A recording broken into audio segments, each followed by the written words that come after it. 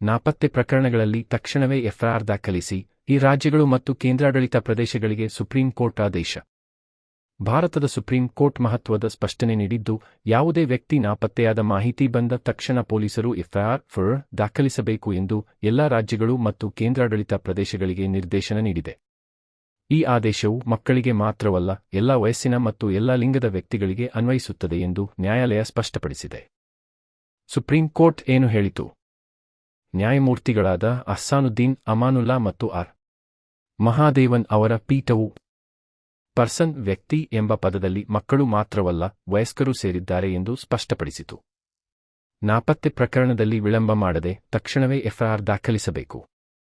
ಕೆಲವು ರಾಜ್ಯಗಳು ಈ ಆದೇಶವು ಮಕ್ಕಳಿಗೆ ಮಾತ್ರ ಅನ್ವಯಿಸುತ್ತದೆ ಎಂದು ಅರ್ಥೈಸಿರುವುದಕ್ಕೆ ನ್ಯಾಯಾಲಯ ತೀವ್ರ ಅಸಮಾಧಾನ ವ್ಯಕ್ತಪಡಿಸಿತು. ಈ ಆದೇಶ ಏಕೆ ಮಹತ್ವದ್ದು? ನ್ಯಾಯಾಲಯದ ಪ್ರಕಾರ, ನಾಪತ್ತೆಯಾದ ಪ್ರತಿಯೊಂದು ಗಂಟೆಯೂ ಅತ್ಯಂತ ಅಮೂಲ್ಯ. ತಕ್ಷಣ ಎಫ್ಐಆರ್ ದಾಖಲಿಸಿದರೆ ಶೋಧ ಕಾರ್ಯವನ್ನು ಕೂಡಲೇ ಆರಂಭಿಸಬಹುದು.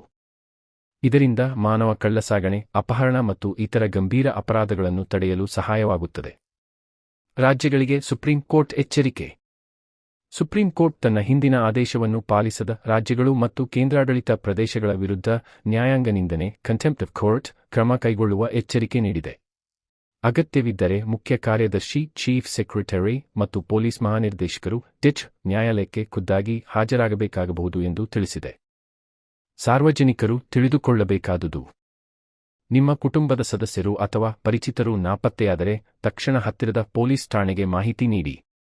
ಪೊಲೀಸರು 24 ಗಂಟೆ ಕಾಯಿರಿ ಎಂದು ಹೇಳಿ ಎಫ್ಐಆರ್ ದಾಖಲಿಸುವುದನ್ನು ಅನಗತ್ಯವಾಗಿ ಮುಂದೂಡಬಾರದು. ಅಗತ್ಯವಿದ್ದರೆ ಹಿರಿಯ ಪೊಲೀಸ್ ಅಧಿಕಾರಿಗಳನ್ನು ಅಥವಾ ನ್ಯಾಯಾಲಯವನ್ನು ಸಂಪರ್ಕಿಸಬಹುದು. ಪ್ರಮುಖ ಸಂದೇಶ: ನಾಪತ್ತೆಯಾದ ಪ್ರತಿಯೊಬ್ಬ ವ್ಯಕ್ತಿಯ ಜೀವ ಮತ್ತು ಸುರಕ್ಷತೆ ಅಮೂಲ್ಯ. ಆದ್ದರಿಂದ ನಾಪತ್ತೆ ಪ್ರಕರಣಗಳಲ್ಲಿ ವಿಳಂಬವಿಲ್ಲದೆ ತಕ್ಷಣ ಎಫ್ಐಆರ್ ದಾಖಲಿಸುವುದು ಪೊಲೀಸರ ಕರ್ತವ್ಯವಾಗಿದೆ.